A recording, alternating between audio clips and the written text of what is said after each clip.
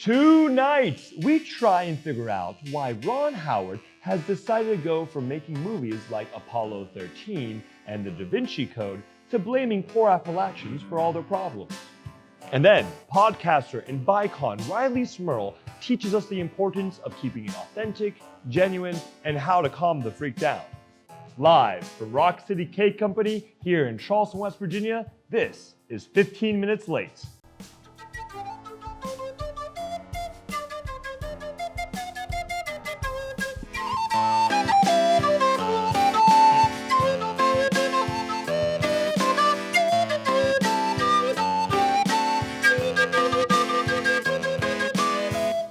Welcome to 15 Minutes Late. I'm Afsheen Misaghi, joined as always by international man of misery, Walker Mallory. Oh my gosh, it is a pleasure to be here, and I'm just so thankful. Thank you. I'm thankful to have you, Walker. Now, we've known each other now for what, like 4 or 5 months? I think 4 or 5 Thanksgivings. Yeah, you could say that. I like that. What was your first impression of me? I thought that you were a little bit too big for me, okay? Really? If I could say so, and that's not rude at all, then I'd like to say that you're too big for me, okay? And that brings us to tonight's show, Appalachians Representation in Media, which sounds like the capstone project from a sociology major at Eastern Kentucky University, but stay with me, because it's a lot more widespread than you think. If you're not familiar with all the wonderful stories told about the people in states like West Virginia, Kentucky, and Tennessee, they usually go something like this. This road is crawling with cops, Cricket! Oh, you gotta be kidding. What, you got a better idea? You know what would do you good? To not be wandering behind school by your own self like I told you. It ain't just my cows was poisoned. What do you think I fed my family on? Wilbur, please. It's like the only director's notes these actors ever get is, talk like you've been hit in the jaw with a wrench. Appalachia has a media perception problem. This is, in part, because we face serious issues like systemic poverty, lack of access to healthcare, food deserts, and more cryptids and mythical creatures per capita than any other place in the world. And although the unrequited and forbidden love affair between Sheep Squatch and Mothman would make for a great episode, we should probably focus on one problem at a time. When people talk about Appalachia, they usually don't have nice things to say about it. The region is often represented as a homogenized, white, impoverished, drug-addicted wasteland that is the second leading consumer of Mountain Dew, only behind all the 12-year-olds playing Call of Duty on Xbox Live who just learned racial slurs for the first time. But seriously, that's how we're described in the media. In 2013, NPR ran a headline titled, "Mountain Dew Mouth is destroying Appalachia's teeth." But what's really destroying Appalachians' teeth? Mountain Dew or reasonable access to good health care? And NPR is not alone.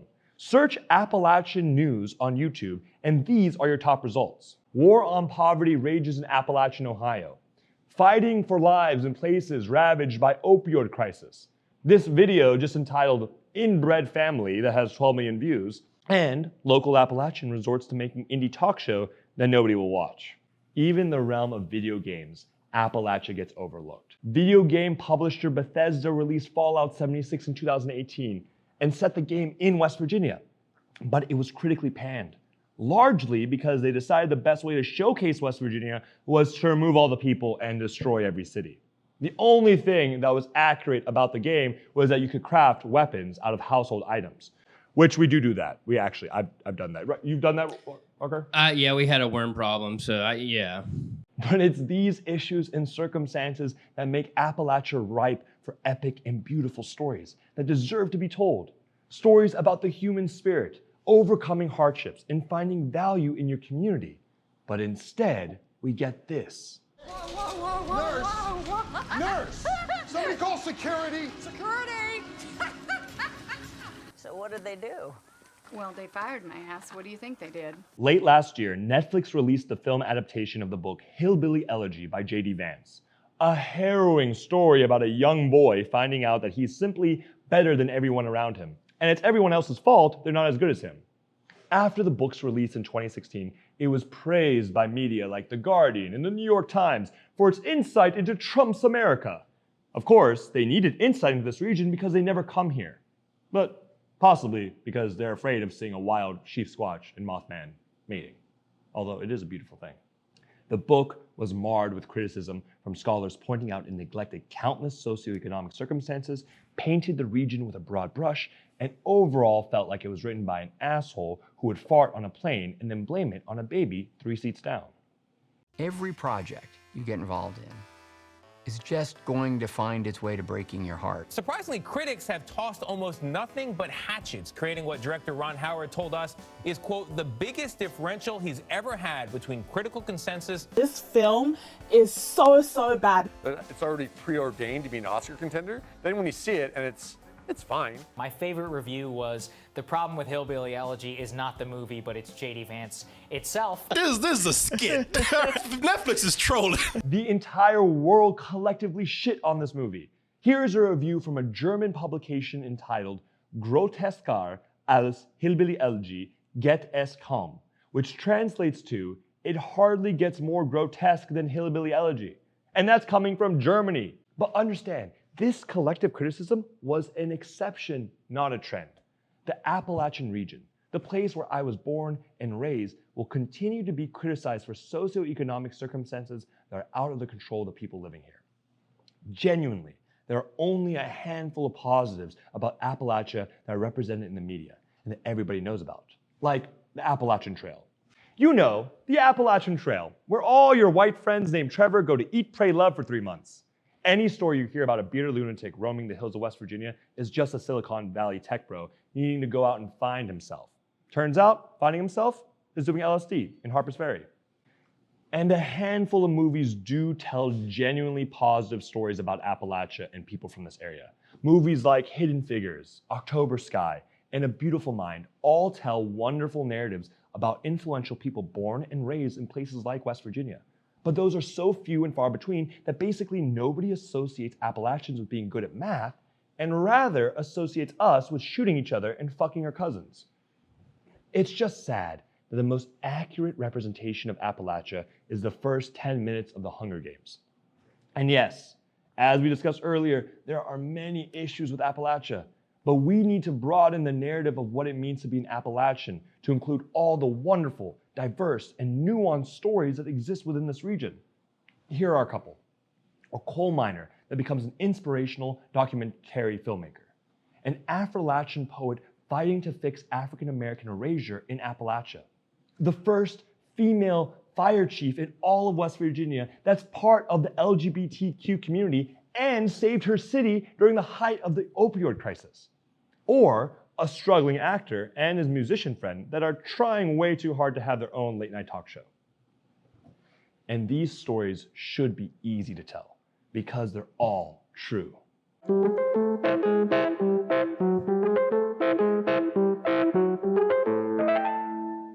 Tonight, we've got podcaster, Bicon, and fellow Appalachian, Rileigh Smirl. Yeah, Riley is here. Rileigh Smirl.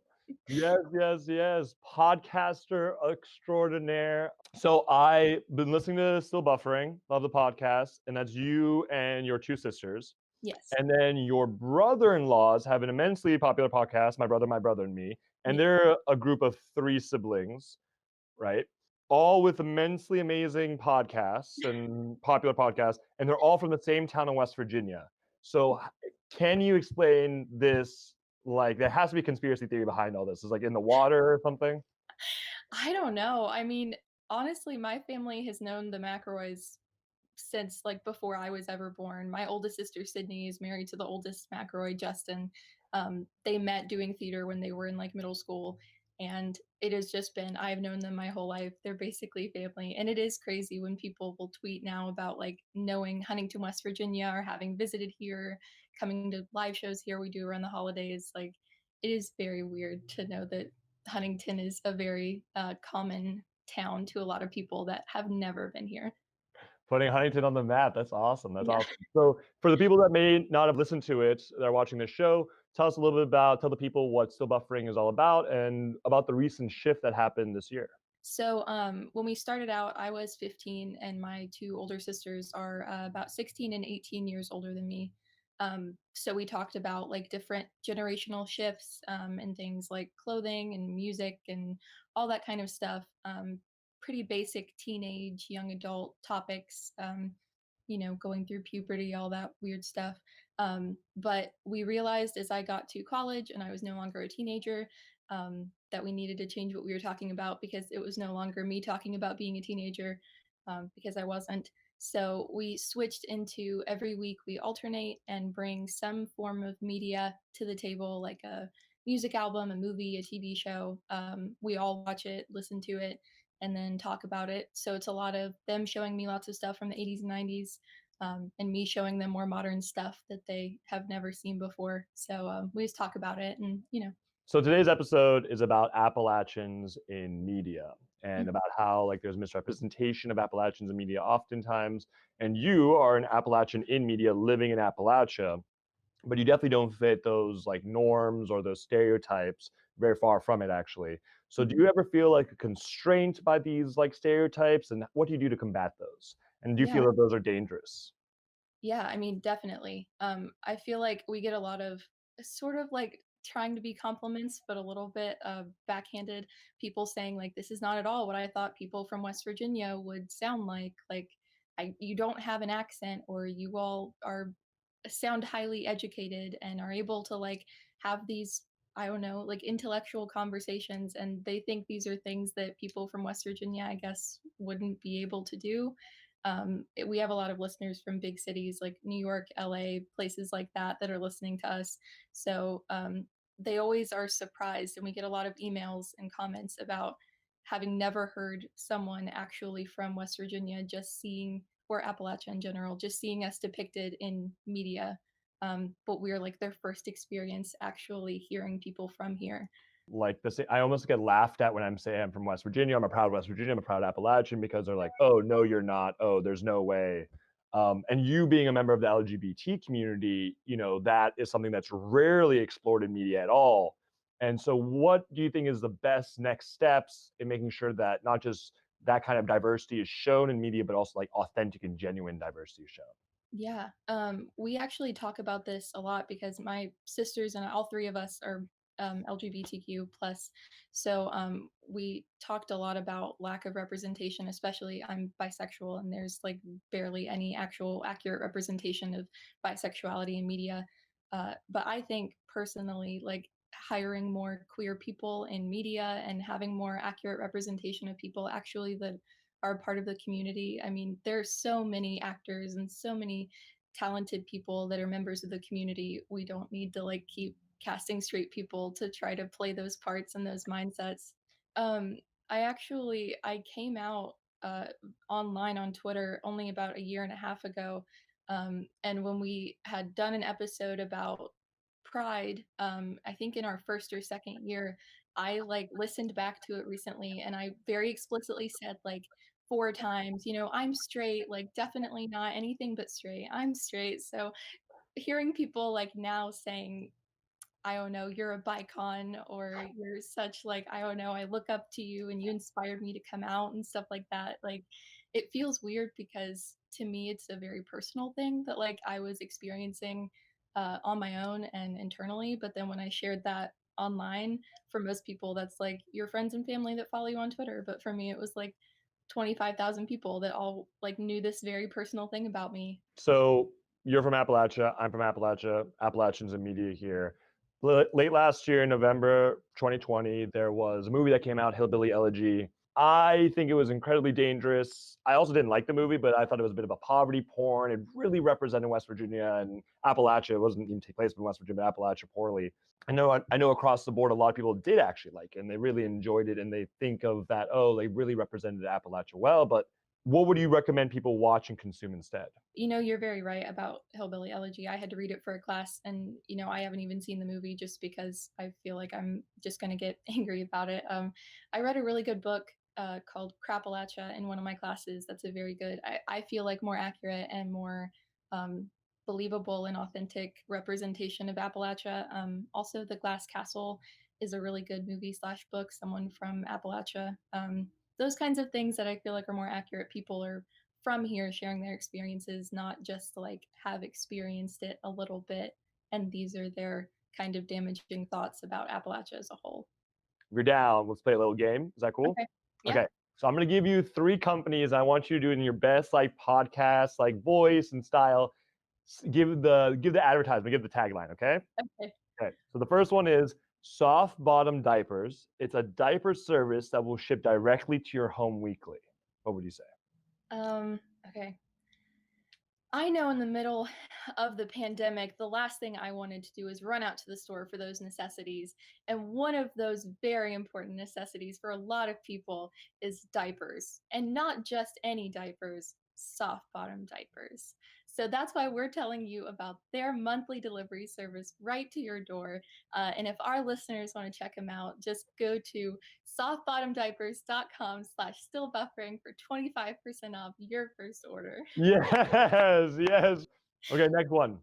Neptune's Dream, the newest waterbed startup company. You know, one thing I get really tired of a lot is regular beds, Mhm. regular mattresses. So that is why I like to think about my sister's waterbed she had when she was growing up and how much I love to sleep in that bed. And to fulfill those dreams now that I am an adult, I turn to Neptune's Dream waterbeds. They are most liquidy, watery bed in the waterbed game. So if you, as our listeners, want to experience that as much as I love to experience it, when you go to checkout on neptunestream.com, enter promo code stillbuffering40 for 40% off. Yes, 40% off. The last one, I promise. Okay. It's Calm the Freak Down, the newest meditation and sleeping app. So here at Still Buffering, you've heard us talk about Calm before, the meditation and sleep app, but we want to tell you about Calm the Freak Down, the meditation and sleep app. And it is what you want to turn to when you need some peace and quiet and you need some sleep. So we're going to ditch Calm. We're not using that anymore. Now we're using Calm the Freak Down. And if you want to use it too, go to calmthefreakdown.com/stillbuffering for a special 30% off deal for our listeners. 30% off. I love it. That was amazing. If there was a biopic made about your life right now, Okay. who would play you and what would its title be? Oh my gosh, that is a good question. I don't get compared to a lot of celebrities, but I like to think if I looked like any celebrity a little bit, it would be Kiernan Shipka, who plays Sabrina in the new Sabrina series. So I would say she would play me. I feel like she would do a good job. And I think it would have to be called Still Not Buffered. I think Still Not Loaded, Still Not Buffered, something along those lines. I think that would have to be it. Still Not Buffered. Let's go catch your local movie theater. Rileigh Smirl, thank you so much. Podcast extraordinaire. Amazing job. Give it up for Rileigh. Yeah. Thank you, Rileigh, for joining us. Walker, what do you got to say to people? Last word. Go get a book, see what kind of words you can find. There's a lot of them in there, I tell you what. You heard it here first, live from Rock City Cake Company here in Charleston, West Virginia. Thank you for joining us on 15 Minutes Late. I'm Afsheen Misaghi. Good night.